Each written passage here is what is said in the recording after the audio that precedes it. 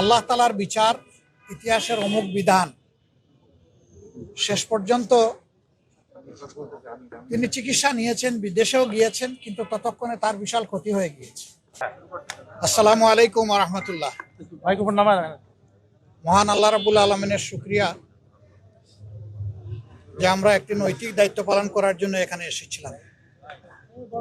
আমরা সবাই জানি বিএনপি চেয়ারপারসন সাবেক প্রধানমন্ত্রী বেগম খালেদা জিয়া, তিনি জাতিকে তিনবার নির্বাচিত প্রধানমন্ত্রী হিসাবে নেতৃত্ব দিয়েছেন। এর বাইরেও তার একটি সংগ্রামী আপসহীন জীবন ছিল। তিনি গণতন্ত্র পুনঃপ্রতিষ্ঠা এবং মানুষের নাগরিক অধিকার প্রতিষ্ঠার জন্য আজীবন লড়াই করে গেছেন। সেই লড়াই করতে করতে তার শেষ জীবনটা অত্যন্ত বেদনাদায়কভাবে জেলেও একাকিত্বে কেটেছে। এই সময় যারা দেশ শাসন করেছেন তারা তার সাথে অমানবিক আচরণ করেছেন। তিনি যখন গুরুতর অসুস্থ হয়ে পড়লেন তখন তাকে বিদেশে নেওয়ার জন্য দল পরিবারের পক্ষ থেকে বারবার অনুরোধ করা হয়েছে। সরকার তো আমলে নেইনি, বরঞ্চ এগুলা নিয়ে বারবার উপহাস করেছে। আল্লাহ তাআলার বিচার ইতিহাসের অমুক বিধান। শেষ পর্যন্ত তিনি চিকিৎসা নিয়েছেন, বিদেশেও গিয়েছেন, কিন্তু ততক্ষণে তার বিশাল ক্ষতি হয়ে গিয়েছে। সেই যে তিনি ব্রিটেন থেকে ফিরে আসলেন, আর কিন্তু বিদেশ চিকিৎসা নিতে যাওয়ার মতো উপযুক্ত স্বাস্থ্য আর তার থাকলো না।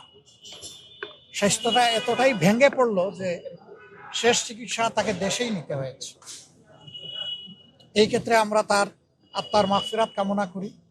মহান রাব্বুল আলামিনের দরবারে দোয়া করি আল্লাহ তার বান্দির উপরে রহম করুন এবং জান্নাতের সর্বোচ্চ দরজা তাকে দান করুন।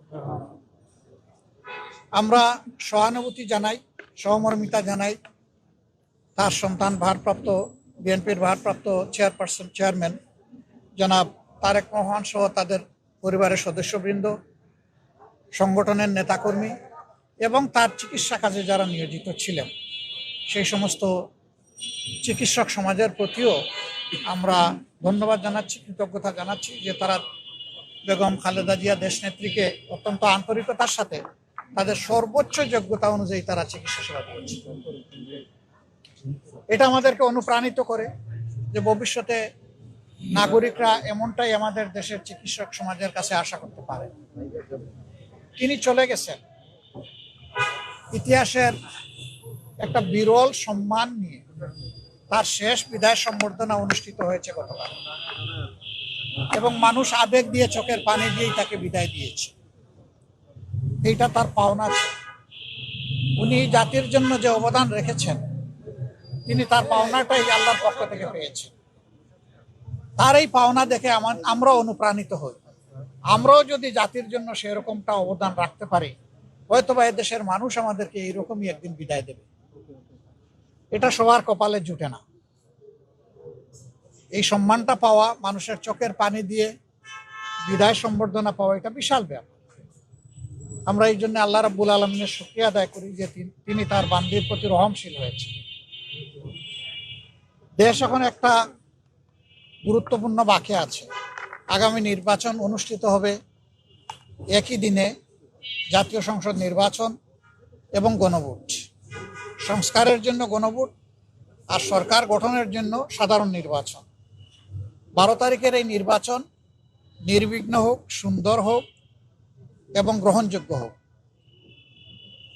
আমরা এটা দোয়া করি। আজকে এই বিষয় নিয়ে আমরা আলাপ আলোচনা করেছি এবং আমরা এটাও বলেছি, প্রিয় দেশের স্বার্থে অতীতে আমরা একসাথে কাজ করেছি, আগামীতেও দেশের স্বার্থে ইনশাল্লাহ আমরা একসাথে কাজ করব। তারেক রহমান সাহেব সহ বিএনপির নেতৃবৃন্দ একই আকাঙ্ক্ষা ব্যক্ত করেছেন, আমরাও একই আকাঙ্ক্ষা ব্যক্ত করেছি। এমনকি আমরা এটাও বলেছি যে 5টা বছরের জন্য জাতির স্থিতিশীলতার স্বার্থে একটা সুন্দর পরিবেশ ফিরিয়ে আনার স্বার্থে আমরা সবাই মিলেমিশে ভালো কোনো চিন্তা করতে পারি কিনা সেটাও আমাদের চিন্তা করা দরকার।